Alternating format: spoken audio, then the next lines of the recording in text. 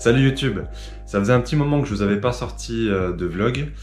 J'avais prévu de vous faire de belles images en extérieur. Malheureusement, le virus est arrivé, donc j'ai dû m'adapter, hein, comme tout le monde. Donc je vais plutôt vous montrer la routine sportive que j'ai adoptée durant ce confinement.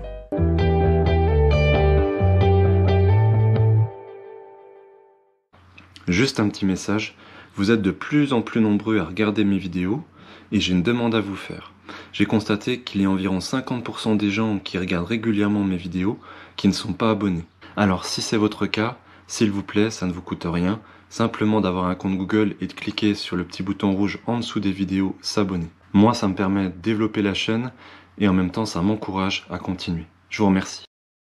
Donc aujourd'hui, nous sommes mercredi 8 avril, on se trouve en plein milieu de ma semaine de récupération, puisque je sors d'un bloc de 3 semaines, et je vais en profiter pour faire tous mes tests, donc test PMA, test FTP, qui vont me permettre de mesurer ma progression, s'il y en a une, et puis éventuellement de recalibrer la suite de mon entraînement.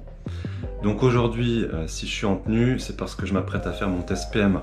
Mais avant que vous me voyez souffrir, petit flashback sur les 3 semaines qui ont précédé. Lundi, home trainer.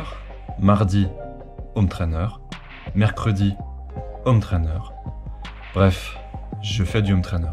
Alors j'exagère un peu parce que je profite aussi de ce confinement pour travailler un point faible qui n'est pas directement lié au vélo, mais qui a quand même un impact sur la performance et plus généralement sur notre bien-être. Il s'agit de la souplesse et de la mobilité. Alors comme c'est le cas pour beaucoup de monde, avant de faire du vélo, j'ai passé une grosse partie de mon temps et pendant des années assis, que ce soit à l'école, au travail ou bien chez moi. Et j'ai perdu progressivement la souplesse et la mobilité que j'avais quand j'étais enfant. Comme je vous le disais, j'ai beaucoup de travail à faire au niveau de la mobilité et donc j'ai pris la résolution de la travailler un petit peu tous les jours et je ne monte pas sur le home trainer sans avoir fait mes 20 minutes de mobilité. Et ce qui est génial, c'est qu'en 15 jours, pour moi, les progrès sont déjà visibles. En ce qui concerne le vélo, comme vous l'aviez vu, j'ai chuté durant mon cycle de PMA. Donc j'ai voulu repartir en travaillant une autre qualité que la PMA, histoire de ne pas saturer mentalement. Et puis ayant déjà une PMA correcte, j'ai voulu travailler une autre qualité. Ayant déjà pas mal travaillé à Sweet Spot, j'ai voulu cette fois-ci travailler le seuil haut sur des intervalles de 5 à 10 minutes. Donc j'alterne durant ma semaine séances de seuil, d'endurance, de récupération, avec en fin de semaine une longue séance de Sweet Spot, ce qui me permet de limiter les pertes au niveau de l'endurance musculaire, puisque je ne peux plus, comme vous, sortir plusieurs heures à l'extérieur. Et en même temps, je trouve que cette période de confinement est particulièrement adaptée pour faire du renforcement musculaire. Alors le renforcement musculaire, c'est toujours délicat à combiner, surtout avec des séances à haute intensité. On en récupère lentement, elle laisse parfois des traces sur plusieurs jours, ce qui peut nous empêcher d'être au top sur les séances intenses importantes. Donc, je n'en fais qu'une par semaine durant mon cycle de seuil, juste après ma séance de seuil, pour me laisser le temps d'en récupérer pour la prochaine. Donc c'est du renforcement classique, avec un mélange de gainage dynamique et de squats bulgares lestés pour gagner en force max. Alors je fais du renforcement régulièrement toute l'année, et j'augmente progressivement la charge en passant du poids du corps aux haltères, tout en diminuant progressivement le nombre de répétitions pour me rapprocher de plus en plus d'un travail de force max. D'ailleurs, j'ai prévu de vous faire une vidéo pour vous montrer et vous expliquer les exercices de renforcement qui peuvent nous faire gagner des watts. Et j'ai prévu de le faire avec un professionnel dans ce domaine. Alors il n'est pas encore au courant, il va le découvrir en regardant sa vidéo. Donc Luc, si tu me regardes. Comme je vous le disais, j'ai travaillé durant ce bloc mon seuil. Donc le fil rouge de ce bloc a été pour moi une séance d'intervalle long au seuil, entre 85 et 90% de ma PMA. Donc c'est du seuil élevé. J'ai commencé le bloc par 3 fois 5 minutes à 310 watts, en augmentant progressivement le temps des intervalles jusqu'à 10 minutes. J'ai terminé ce bloc de 3 semaines vraiment fatigué, avec une séance de 3 fois 7 minutes à 320 watts. Il est temps pour moi de récupérer, de me tester, puisque mes derniers tests de puissance datent d'il y a environ 1 mois et demi.